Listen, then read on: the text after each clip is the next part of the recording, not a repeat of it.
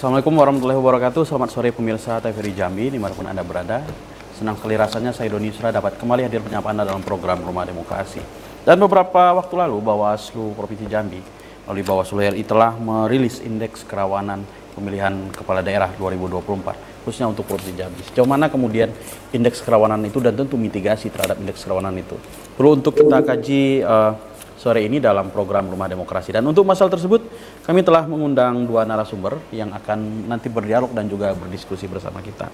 Telah hadir di studio TVRI Jambi pengamat hukum tata negara dari Universitas Jambi, Bang Dr. Arfai. Assalamualaikum, selamat sore Bang.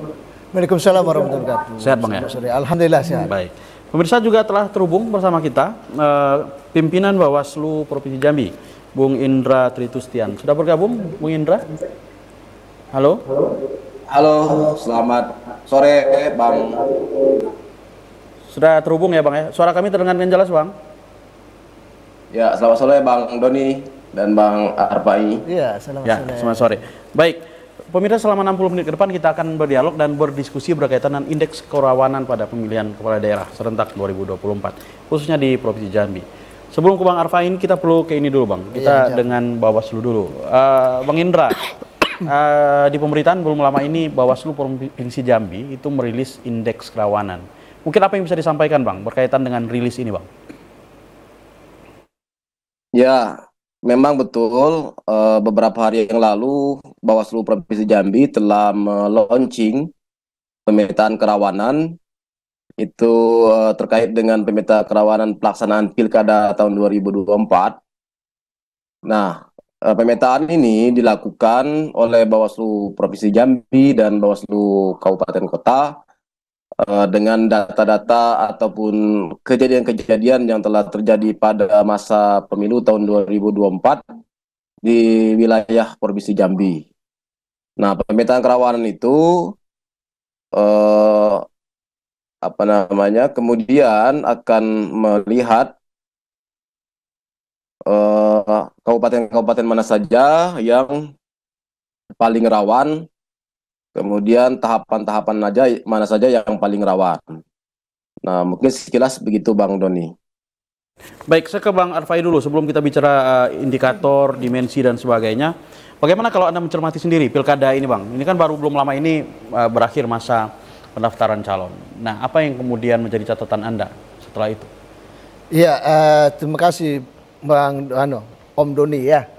Jadi saya menilai ada 3 aspek lah yang menjadi catatan penting ya. Kalau kita melihat setelah mendaftarnya para calon. Yang pertama, bahwa publik itu mengetahui ya siapa saja yang sampai hari ini diusung partai politik menjadi calon dan di daerahnya itu ada berapa orang yang dicalonkan.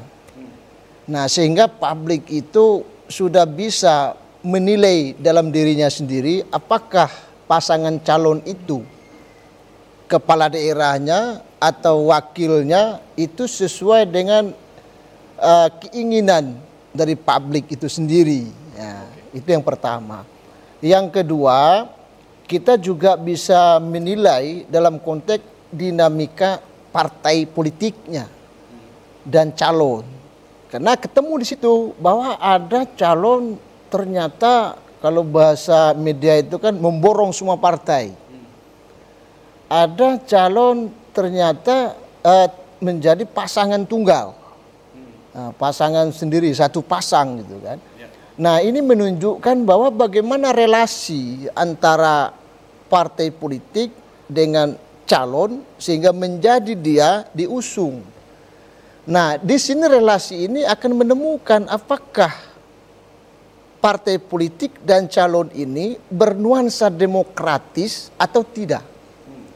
Kenapa? Kalau bernuansa demokratis berarti komponen dalam arti demokrasi dari rakyat dan oleh rakyat itu terpenuhi. Artinya choice-nya, pilihannya itu bisa banyak ya, lebih dari 2 gitu kan, atau lebih dari 1. Itu yang kedua. Nah, yang ketiga, kita akan melihat menurut penilaian saya adalah bagaimana relasi antara petahana dengan pendatang baru. Nah, itu bisa kita lihat bagaimana apakah petahana ini mencalonkan diri itu dengan begitu masifnya partai, atau justru petahana ini tidak masif, berbagi-bagi. Nah, itu bisa menilai konstelasi penyelenggaraan pemerintahan dan politik yang ada di daerah situ. Kenapa? Pada dimensi misalnya petahana itu dianggap barangkali adalah mempunyai kepercayaan publik dan PD ya, dalam arti hasil survei banyak menemukan memang dia menjadi pemenang misalnya hasil survei, sehingga itu bisa menjadi daya jual dan daya rangkul partai mendukungnya. Nah, pertanyaan besarnya petahana ini apakah itu disetujui rakyat atau hanya disetujui partai pada saat dia nyalonkan. Nah, yang seharusnya dua-duanya terpenuhi. Artinya hari ini misalnya petahana dengan banyak partai misalnya dicalonkan, itu adalah belum tentu disetujui rakyat. Walaupun disetujui oleh belum disetujui oleh rakyat. Iya, hanya disetujui oleh partai politik. Artinya petahana ini kan orang yang lagi dinilai. Beda dengan pendatang baru. Kalau pendatang baru dia tidak dinilai, dia hanya diukur dari visi dan misinya. Tapi kalau petahana dua itu, pertama adalah kinerja selama memimpin, karena masih dalam ruang ingat masyarakat, dan yang kedua adalah visi misinya. Nah, di sini akan melihat itu, apakah seorang petahana ini atau partai politik menilai petahana tadi adalah progres mimpinannya, kemudian progres keinginan masyarakat, atau hanya melihat dari satu sisi saja bahwa ini punya kemampuan untuk menang. Atau karena memang sebelum kita ke kerawanan nih Bang, saya ingin mengkaitkan itu ke kerawanan juga nanti.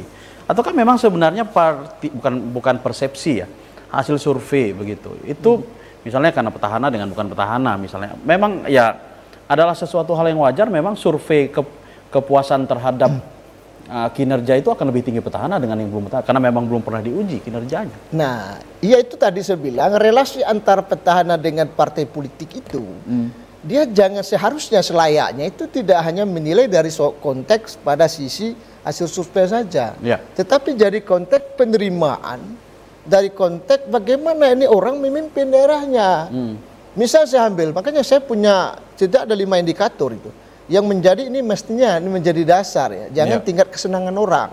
Satu, bagaimana dia melakukan tata kelola pemerintahannya, itu kan dinilai itu.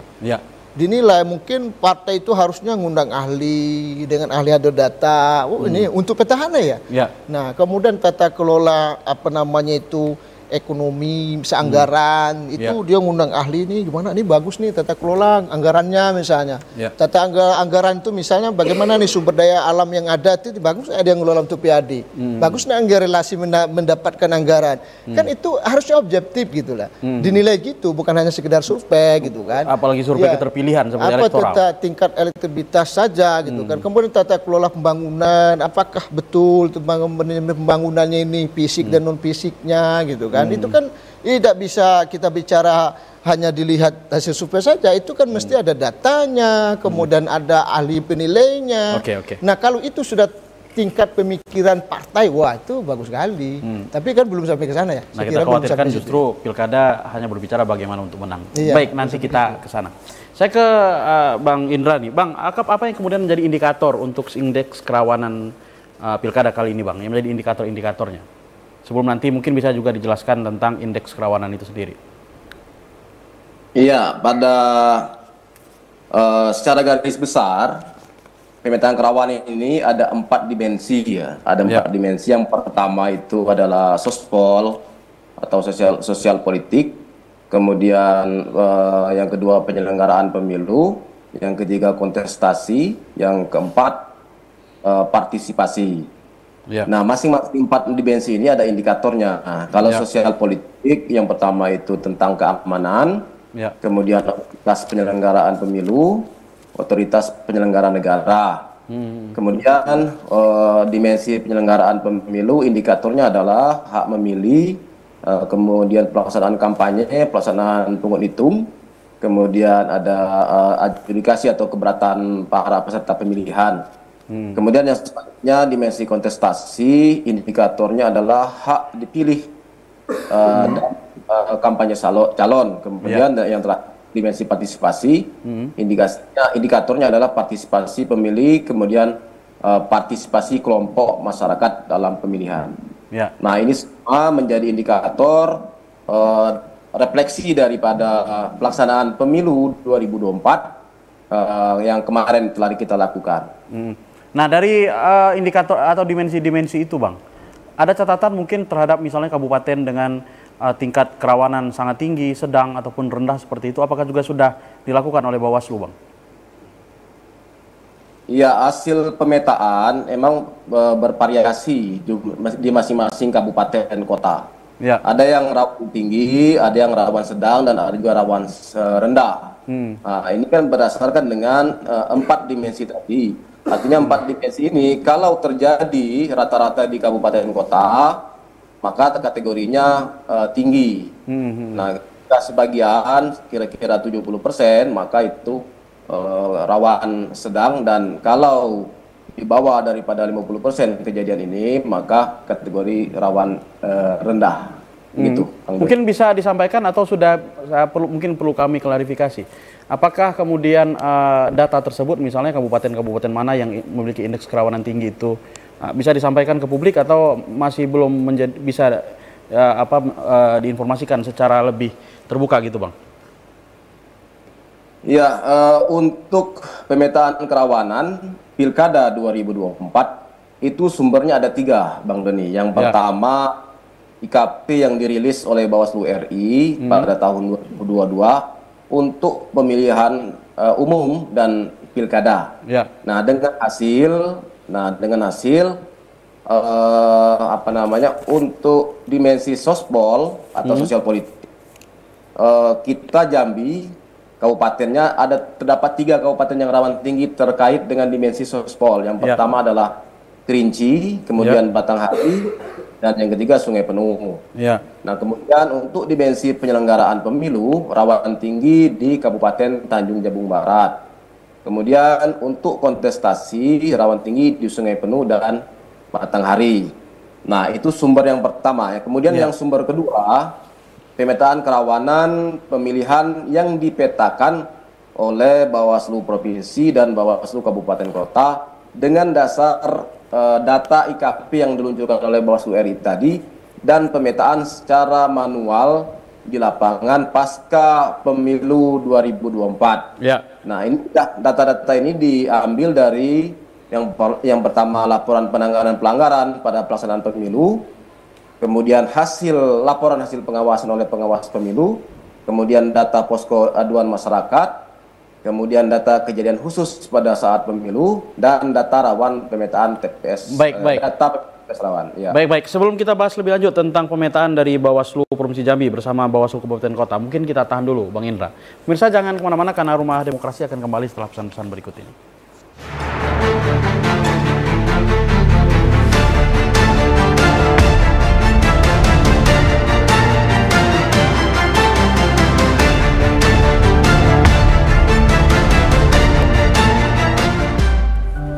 Baik, terima kasih pemirsa masih bersama kami dalam program Rumah Demokrasi dan kita masih membahas berkaitan dengan indeks kerawanan pada Pilkada 2024. Tadi kita sedikit terputus, Bang Indra, berkaitan dengan kemudian IKP versi Bawaslu Provinsi Jambi bersama Bawaslu Kabupaten Kota. Apa kemudian tindak lanjutnya, Bang? Lebih lanjut berkaitan dengan data ini. Ya, data ini penting ya bagi setiap penyelenggara pemilu. Wabil khusus untuk Bawaslu sendiri dan KPU dan jajarannya DKPP juga. Dan juga untuk pihak eksternal, baik itu pemerintah, kepolisian, pihak-pihak keamanan lainnya, dan stakeholder dalam pemilihan pilkada ini. Karena ini adalah sebuah data awal ataupun sumber data yang menjadikan mitigasi dalam proses pelaksanaan pilkada ini agar tidak terjadi pelanggaran-pelanggaran. Misalnya terkait dengan ini tahapan pencalonan. Tahapan pencalonan ini termasuk yang menjadi rawan juga di Provinsi Jambi. Oleh karena itu, sebagai upaya mitigasi dan pencegahan, maka rigid secara point to point, maka pengawasan pemilu dari mulai syarat pencalonan, syarat calon, maka semuanya akan diawasi begitu komprehensif. Bahkan untuk misalnya syarat calon yang butuh kita kejar informasinya berada di luar daripada provinsi ini, maka kita harus kejar ke sana untuk memvalidasi itu. Nah, berkaitan dengan dimensinya, apakah juga sama dengan apa yang dilakukan oleh Bawaslu RI, Bang Indra? Tentu iya, karena ini adalah sebuah lembaga yang lembaga yang terstruktur secara nasional. Tentu ini menjadi atensi juga dari Bawaslu RI dalam proses pemetaan ini dan menjadi pencegahan di pengawas pemilu sampai ke ad hoc. Nah, kalau berkaitan dengan hasil sendiri, apakah sama dengan hasil rilis IKP di 2020, Bang Indra? Ya, rilis 2022 itu kan secara garis besar sospol, kemudian kontestasi penyelenggaraan pemilu dan partisipasi. Kemudian karena ini adalah berbasis tahapan, maka kami Bawaslu Provinsi dan Kabupaten berdasarkan dengan instrumen yang telah diturunkan oleh Bawaslu RI, maka kami melakukan pemetaan secara regional ataupun di secara provinsi dan kabupaten kota. Maka hasilnya bervariasi. Ada yang kabupaten yang rawan adalah tahapan pungut hitung, ada yang tahapan pencalonan, ada yang tahapan pemungutan data pemilih, ada juga tahapan yang kampanye, begitu. Jadi ini dilakukan per tahapan seperti itu? Ya, berbasis tahapan. Baik. Coba Bang Arpain sendiri menanggapi seperti apa? Ini sepertinya memang sedikit berbeda dengan IKP sebelumnya. Ya, saya kira beginilah. Yang pertama, bahwa indeks kerawanan ini kalau mengacu yang disampaikan oleh Bawaslu itu kan bersifat global ya. Artinya di situ ada kontestasi, ya, ada partisipasi, kemudian ada penyelenggaraan, ada sospol.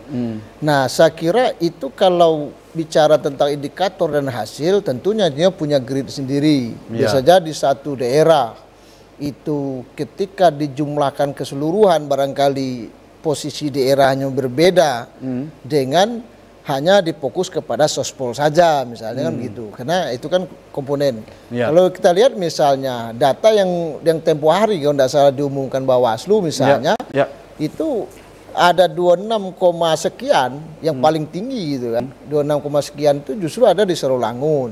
Tapi kan kita nggak tahu isinya itu.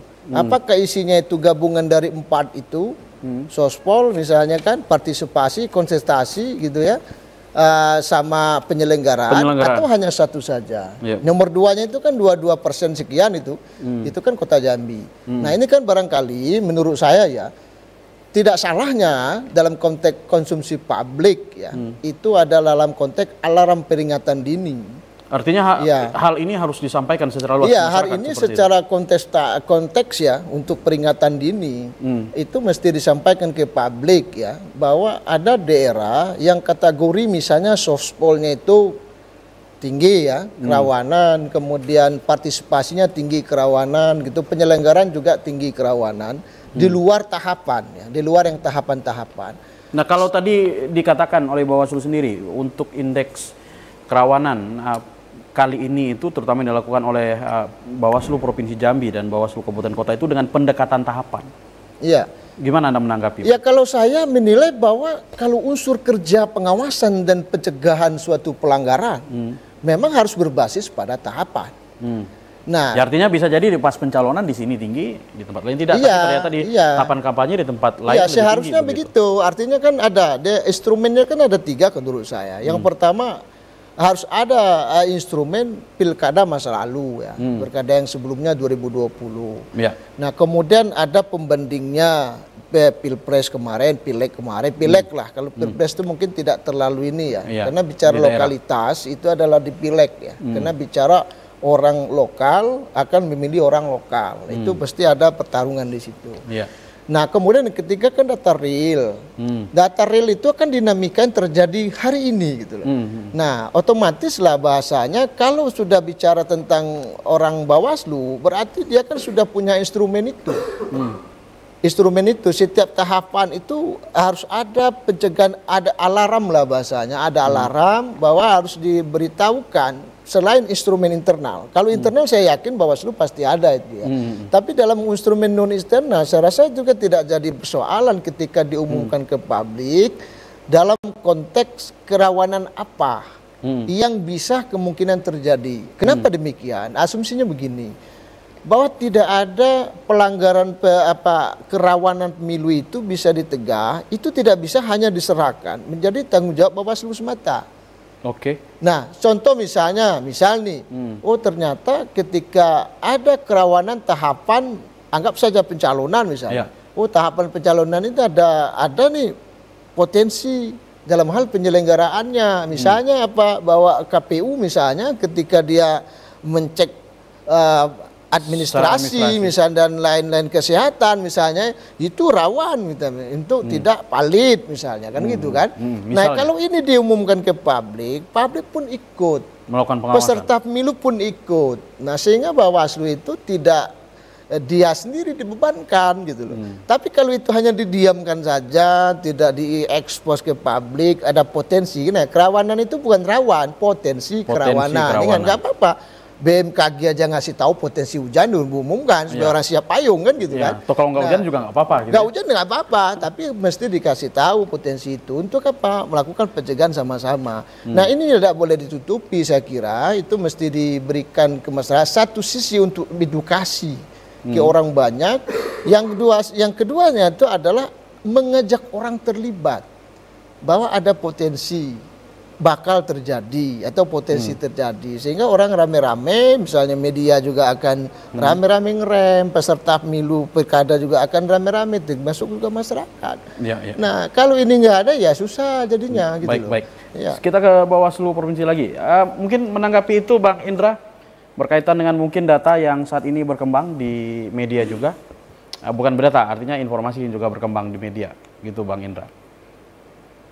Ya, apa yang disampaikan Bang Dr. Pai itu sudah sangat betul ya, karena ini kan sebagai upaya mitigasi, upaya pencegahan kita, semua stakeholder kepemiluan ataupun pemilihan. Ini kan baru kira-kira perakiraan cuaca lah ya, belum tentu itu terjadi, maka setiap stakeholder juga berpikir misalnya dari pihak keamanan, mungkin ada efek dari Kamtibmas ya kan, kemudian dari kalau untuk pemutakhiran data pemilih maka stakeholdernya adalah Dukcapil dalam hal ini, kemudian Dinas Sosial, kemudian ada juga yang dari Kanwil Lapas misalnya. Semua ini adalah bentuk alarm apa yang disampaikan oleh Dr. Pai tadi, agar semuanya ikut menyoroti dan untuk menjaga stabilitas dalam proses tahapan pilkada ini. Barangkali begitu Bang Doni. Baik. Lalu berkaitan dengan tadi indeks tadi Bang, mungkin ada yang perlu untuk kita clearkan lagi nih. Apakah ada rilis terbaru begitu dari Bawaslu Provinsi Jambi berkaitan dengan rilis versi yang dilakukan oleh Bawaslu Provinsi dan Bawaslu Kabupaten Kota, versi dengan pendekatan tahapan tadi mungkin ada pada tahapan pencalonan ataupun di tahapan-tahapan tertentu misalnya angka di kabupaten ataupun kota A, B atau C begitu yang memiliki tingkat kerawanan tinggi atau seperti apa begitu Bang Indra? Ya, untuk khusus tahapan pencalonan, kemudian tahapan kampanye dan tahapan pungut hitung, itu rawan tinggi adalah yang pertama Kabupaten Sarawangun, yang kedua Kota Jambi. Nah, selebihnya adalah rawan sedang dan satu yaitu Kabupaten Bungo rawan rendah. Nah, apa kemudian yang menjadi indikatornya Bang sehingga dikategorikan dengan rawan tinggi Bang? Apa sebenarnya yang paling pokok? Apakah kita berkaca dari pemilihan kepala daerah lalu atau memang ada persoalan-persoalan real di lapangan hari ini yang memang menjadi pemicu begitu kawasan-kawasan tersebut dianggap berpotensi memiliki kerawanan tinggi? Ya, itu berdasarkan dengan instrumen yang telah diturunkan ada beberapa indikator yang kira-kira indikatornya sampai puluhan lah ya, 60 sekitar itulah. Nah, kemudian ini hasil daripada pengisian instrumen itu oleh pengawas pemilu kita yang dikategorikan tinggi, artinya semua yang terindikasi ataupun menjadi indikator itu terjadi di kabupaten tersebut. Nah, misalnya tahapan pungut hitung ada keributan, kemudian ada keberatan pada saat rekapitulasi, Kemudian misalnya tahapan pemungutan data pemilih ada yang ganda ikut mencoblos, dan sebarannya pun di seluruh kecamatan itu merata atau misalnya lebih besar daripada yang lain. Nah kemarin kan ada yang bertanya kenapa Batanghari tidak tinggi, padahal di situ terjadi PSU PHPU. begitu. Nah tapi kan sebarannya tidak sebesar daripada yang kabupaten lain. Kalau kecamatannya misalnya lokusnya cuman 2, mungkin kalau di Sarolangun mungkin lebih dari itu. Maka secara dalam analisa tersebut dan kita pakai skor juga, maka skor di Kabupaten Sarolangun itu lebih tinggi daripada kabupaten lain. Baik. Saya ke Bang Arfa ini, Bang. Mungkin bisa dikatakan Anda sudah mengikuti indeks kerawanan dari tahun 2014 kalau tidak salah ya. Begitu indeks kerawanan pemilu maupun pilkada gitu. Dan memang ada beberapa beberapa kali tahapan pemilu maupun pilkada. Sepertinya ada beberapa kabupaten selalu bahkan masuk dalam kategori rawan nasional gitu. Tetapi sepertinya memang pasca rilis itu di kawasan-kawasan tersebut memang minim terjadi, artinya tidak sesuai dengan apa yang kemudian dibayangkan. Apakah memang mitigasi kita sudah berhasil, Pak? Ada 3 hal barangkali ya yang perlu kita simak ya, begitu. Yang pertama adalah berkaitan data.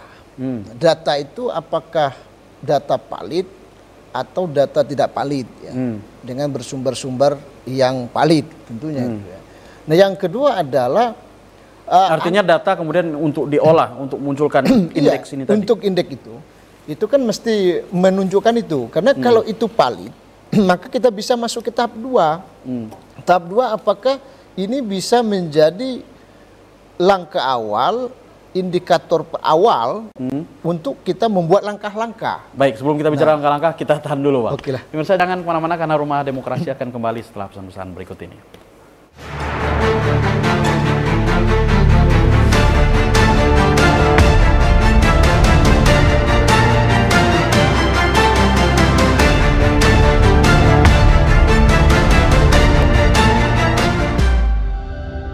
Baik, terima kasih pemirsa masih bersama kami dalam program Rumah Demokrasi dan kita masih membahas berkaitan dengan indeks kerawanan menjelang Pilkada 2024 dan seperti biasa pada sesi ketiga ini kami mengundang Anda untuk berpartisipasi bersama kami melalui line telepon 66385 dan tentunya bagi Anda yang berada di luar kota Jambi dapat menggunakan kode area 0741663385. Boleh dilanjutkan tadi, Bang? Baru satu itu tadi. Ya, yang pertama tadi kan bersoal valid data dan sumber data yang valid.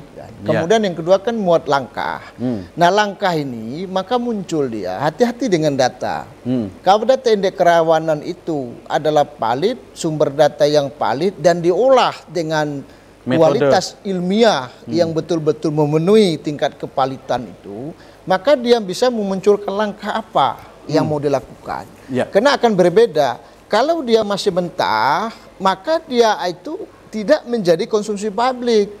Hanya dalam internal penyelenggara, misalnya internal Bawaslu, untuk didalami, untuk dibuat langkah-langkah. Tapi kalau itu betul-betul valid, itu bisa diumumkan ke publik sehingga memunculkan langkah. Langkah apa?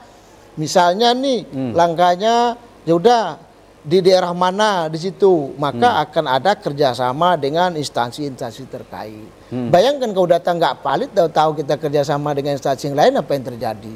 Nah oleh karena itu menuju langkah-langkah ini, valid data betul ada sinkronisasi. Ada nggak sinkronisasi misalnya Sospol dengan polisi, dengan lain-lain gitu kan. Nah yang ketiga itu baru bicara tentang hasilnya, evaluasinya. Valid data, langkah tepat, baru evaluasi. Maka pertanyaan Bung Doni tadi, apakah karena kita sudah bagus, pencegahan kita sudah bagus, kita melakukan hal itu sehingga hasilnya bagus. Nah, itu belum tentu. Baik, kita tahan dulu, Bang. Sebelum kita sapa dulu penelpon kita. Halo, Assalamualaikum, selamat sore. Halo. Halo. Halo, Assalamualaikum. Waalaikumsalam warahmatullahi taala wabarakatuh, Bung Doni. Waalaikumsalam. Dengan siapa, Pak? Halo ya, Bung Doni. Selamat sore, Bung Doni. Dengan siapa di mana? Dari Yudi, Bung Doni. Silakan Pak Yudi. Baik, terima kasih Bung Doni. Ini sudah mepet waktunya nih. Iya, dan suara Pak Yudi jadi lebih mudah sekarang Pak Yudi. Iya. Baik, terima kasih waktunya sempit sekali nih. Silakan.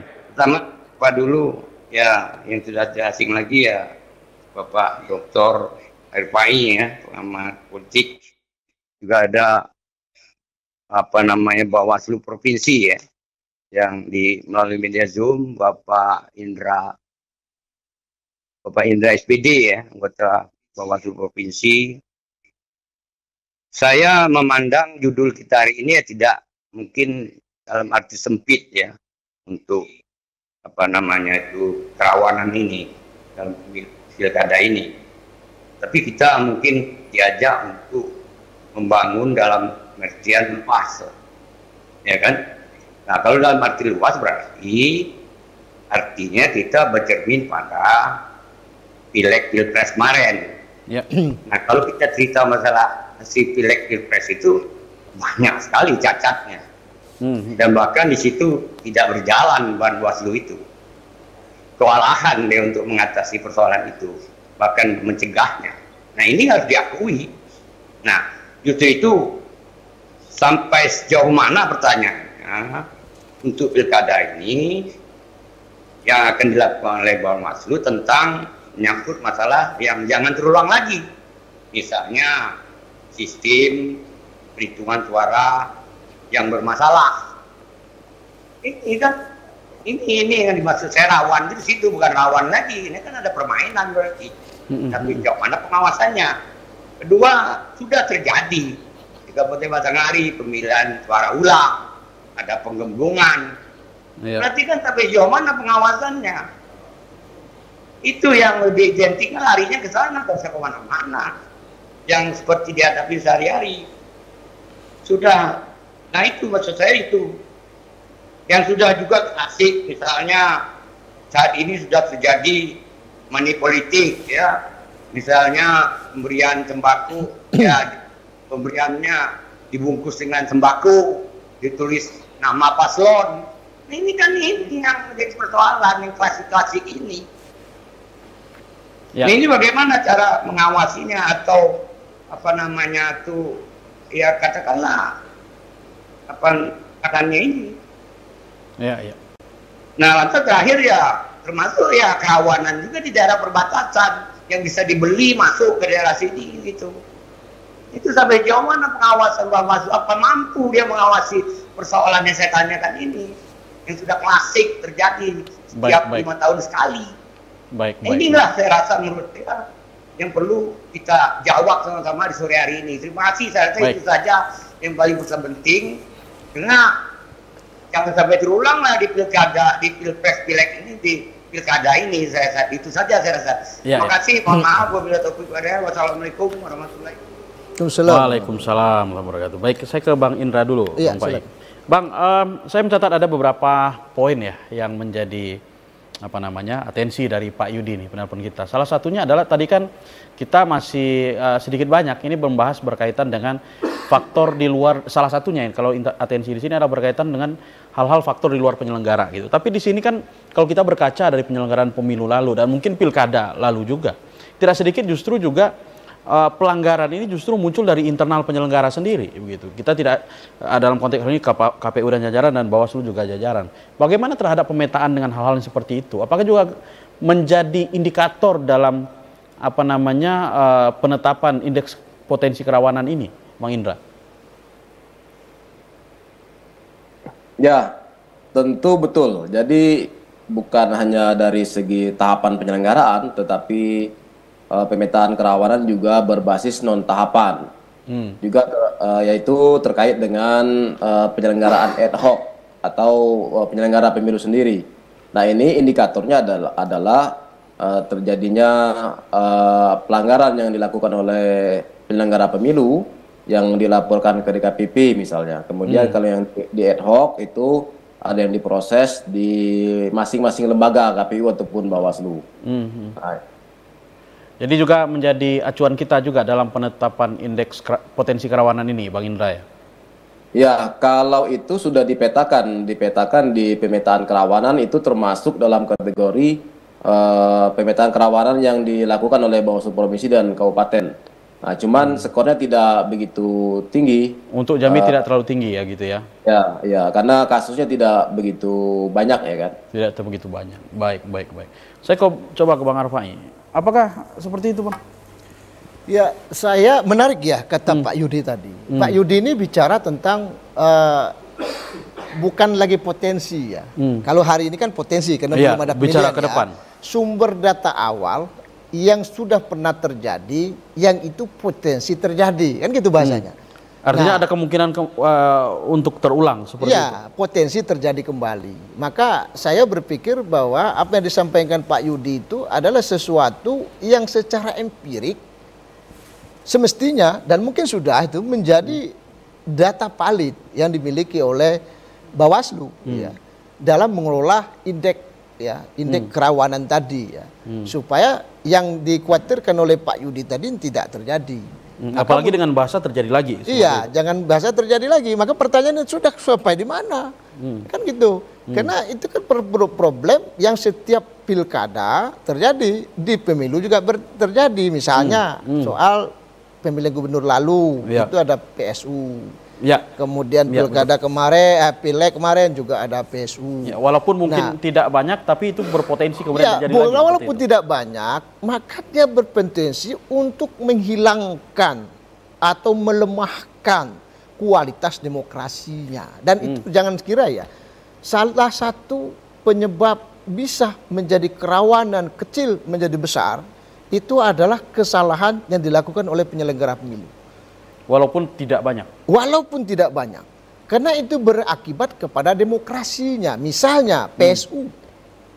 PSU itu bicara tentang tentang PSU. Tidak bisa ngomong, udahlah kita ulang saja. Bukan soal itu. Iya, hanya 1-2 TPS. Iya, 1-2 TPS. Bukan soal itu. Tapi soal kualitas demokrasi dan kualitas penyelenggara. Artinya tidak hanya berbicara kuantitatif, tapi juga kualitatif. Jadi jangan memetakan misalnya persoalan itu hanya berapa titik gitu. Tapi tidak, itu justru titik itulah menjadi momok besar kualitas demokrasi yang hasilnya itu seperti apa dan kualitas penyelenggara pemilu. Nah, jangan salah, misalnya bagaimana itu terjadi karena misalnya pendataan mata pilih misalnya. Ya. Nah, maka fungsi pengawasan itu pasti sudah ada peta kerawanan di situ, itu perkuat di situ gitu kan. Nah, kenapa itu nanti muara orang nyoblos? Salah satu orang saja yang salah, maka berakibat 1 TPS. Itu yang disebut dengan besar.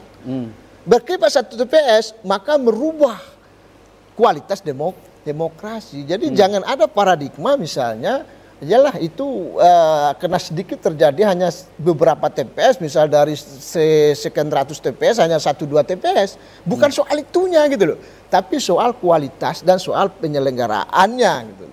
Karena kualitas itu ada di penyelenggaraan. Nah, tidak di Bawaslu. Bawaslu kan kerjaannya ngawasi. Maka perkuat dari mana? Kan orang sering bertanya itu. Dari mana sih harus diperkuat?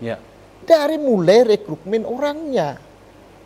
Pertanyaan apakah pada saat penyelenggara ad hoc? Iya, penyelenggara ad hoc itu misalnya KPPS-nya gitu ya, yang di bawah itu, apakah itu sudah diawasi dengan baik? Sisi kualitas orang, sisi integritas orang, sisi pemahaman aturan dan lain-lain. Nah, termasuklah yang kemarin pada saat pendataan mata pilih. Mata pilih itu kan ada tugasnya itu.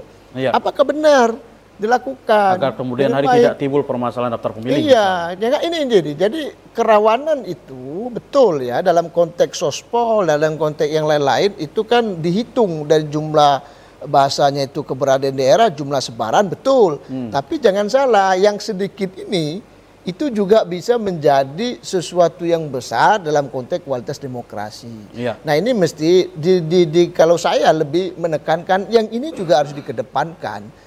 Supaya jangan terjadi lagi, apalagi ini kan rutinitas yang selalu terjadi, misalnya PSU misalnya kan, kemudian yang hari inilah misalnya belum kepanya orang udah bagi-bagi duit misalnya kan. Nah, itu kan harus dicari formulanya. Saya yakin kalau jajaran Bawaslu, bahasanya kalau di Bawaslu itu kan tidak ada pengawasan, entah apa ada penetapan peta kerawanan. Berarti mereka ini sudah punya nih. Nah, tinggal bagaimana membuat langkah-langkahnya kan gitu, supaya itu menjadi sesuatu kan ujung akhir dari penyelenggara pemilu itu kan kualitas demokrasinya.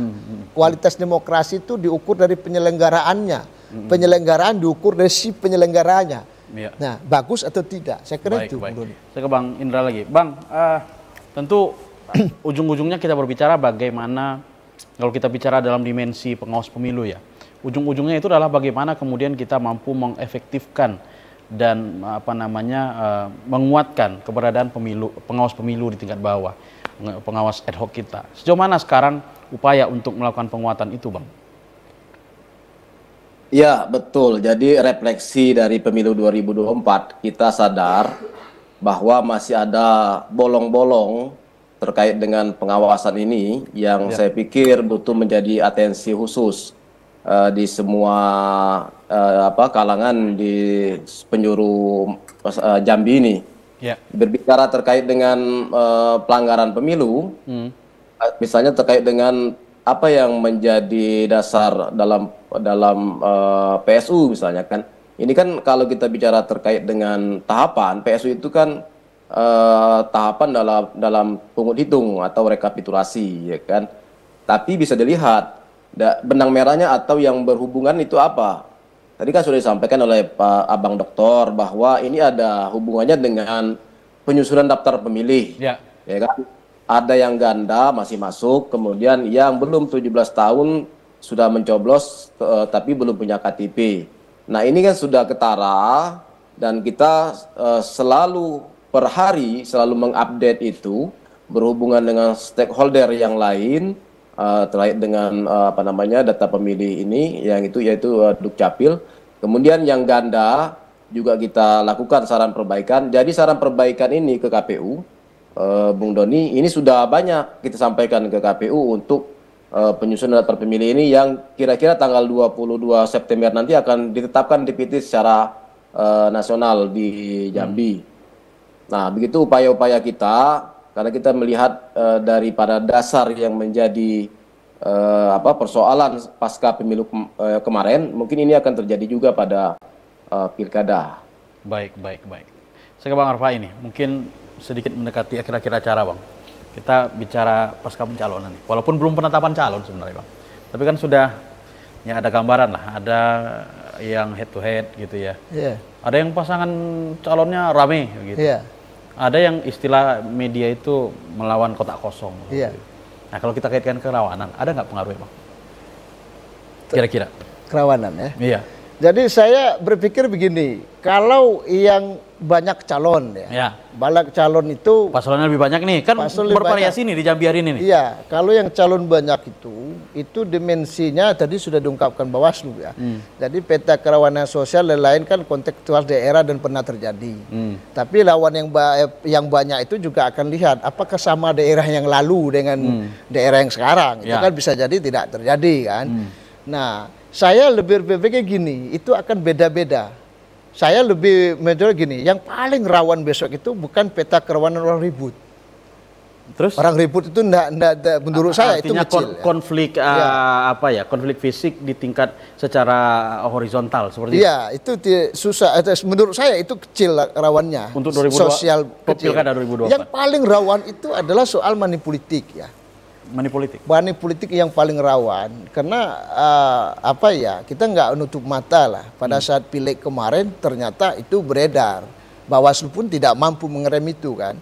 Nah, kemudian yang ini masuk pilkada, semakin banyak calon semakin rawan money politiknya. Oh begitu? Iya, karena semakin banyak beredar. Artinya semakin dikit calon semakin besar money politiknya. Kan gitu. Apa perbedaannya ini? Itu bedanya. Ya, contoh lah, ambil pasangan satu calon itu, pasangan tunggal. Itu jangan kira tidak ada rawan money politik. Justru itu lebih rawan. Kenapa? Dia mesti mengamankan 50% plus 1. Dari jumlah suara. Dari jumlah suara. Kalau enggak, konsekuensi besar sekali. Kalau kalah itu, habis karir politiknya. Dia tidak akan bisa lagi mencalon begitu diperpanjang dia diadakan pemilu setahun itu berikutnya dia tidak akan bisa mencalon lagi. Kalau yang tempat yang banyak calonnya? Nah, kalau yang paling banyak calonnya itu kenapa ya saya bilang tadi yang bertarung itu nanti itu money politik menurut saya ya yang terjadi. Maka rawannya menurut saya nih si Bawaslu yang banyak calon itu justru lebih rawan daripada yang sedikit calon. Oke, ini bicara besar kecil dan banyak tidaknya. Baik, Iya. kita tahan dulu. Pemirsa jangan kemana-mana karena Rumah Demokrasi akan kembali setelah pesan-pesan berikut ini.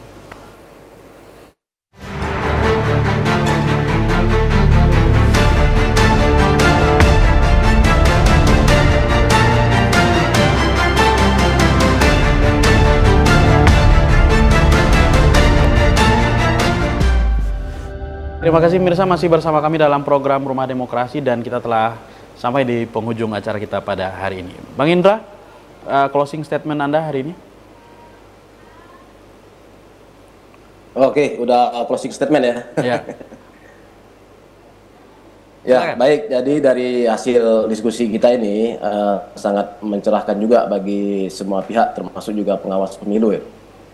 Sebagai pengawas pemilu, kami adalah lembaga yang mengawasi berdasarkan dengan regulasi yang ada. Pilkada berdasarkan dengan Undang-Undang 10 tahun 2016, tentu kita melihat bahwa banyak kekurangan-kekurangan terkait dengan regulasi yang dinormakan oleh undang-undang ataupun peraturan sendiri terkait dengan pilkada. Setiap tahapan sampai dari tahapan muntarlis sampai tahapan pungut hitung, saya rasa banyak sekali ya kekosongan-kekosongan hukum yang untuk menggapai itu pengawas pemilu sangat kesulitan. Oleh karena itu sebagai gerakan moral, rakyat Jambi juga berhak untuk mengawasi pemilihan kepala daerah ini secara langsung, bebas, jujur dan adil, bebas money politik. Sama-sama kita lakukan pengawasan dan ketika memang terjadi pelanggaran-pelanggaran di lapangan, dugaan-dugaan pelanggaran bisa disampaikan ke pengawas pemilu di tingkat tingkatan begitu. Terima kasih Bang Doni. Terima kasih Bang Indra. Bang Arfai? Iya. Pertama, kualitas pemilu akan lahir karena ada penyelenggara pemilu yang sesuai dengan aturan. Ya. Penyelenggara pemilu itu tidak terlepas dari analisis peta kerawanan. Karena peta kerawanan itulah merupakan acuan dan pedoman awal untuk membuat langkah-langkah pengawasan, langkah-langkah keterlibatan orang lain di luar penyelenggara pemilu. Yeah. Nah, peta kerawanan juga itu adalah memberikan gambaran, memberikan alarm untuk kita semua terlibat. Ingat, penyelenggaraan pilkada ini tidak akan bisa berhasil kalau hanya diserahkan kepada penyelenggara pemilu. Keterlibatan masyarakat keseluruhan itu menciptakan bagian dari yang menciptakan kualitas dari hasil dari pemilihan kepala daerah yang akan disanakan nantinya. Baik. Itu saja. Terima kasih atas kehadirannya Bang Dr. Arfai dan Bung Indra Tritustian dalam dialog Rumah Demokrasi kali ini. Dan pemirsa, demikian tadi dialog singkat kami berkaitan dengan indeks potensi kerawanan pada Pilkada 2024. Pada prinsipnya adalah pengawasan pemilu merupakan tanggung jawab kita bersama dan tentunya mari sama-sama kita kawal Pilkada 2024. Saya Doni Yusra undur diri dan kita jumpa lagi minggu depan. Assalamualaikum warahmatullahi wabarakatuh.